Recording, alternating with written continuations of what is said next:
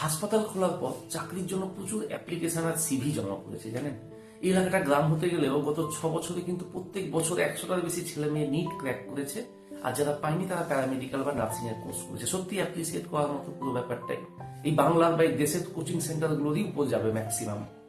এতক্ষণ পর্যন্ত সব ঠিক ছিল। আমি অবাক হয়ে যখন দেখি এই ইন্টারভিউ দিতে আসা ছেলে মেয়েরা তাদের সঙ্গে বাবা মাকেও নিয়ে আসে, এবং শুধু তাই নয়, কাজ করার পর তার কাজের ফলো আপও কিন্তু গার্জেনরা করে, এবং কাজের ক্ষেত্রে ছোটখাটো প্রবলেমের কথা গার্জেনরা এবার বারবার ফোন করে বলতে থাকে। ঠিক এই জায়গাটা একটা প্রশ্ন আছে। হেলথ কেয়ার এমন একটা জায়গা যেখানে প্রত্যেক মুহূর্তে লাইফ থ্রেটনিং ডিসিশন নিজেই নিতে হয়, নিজের বিবেক, নিজের জ্ঞান আর নিজের কনফিডেন্সের উপরেই দাঁড়িয়ে। এমন পেশা কিন্তু খুব কম আছে। আর এখানে যদি ছেলেমেয়েরা পরনির্ভর হয় তাহলে তারা কি করে নিজের পায়ে দাঁড়াবে?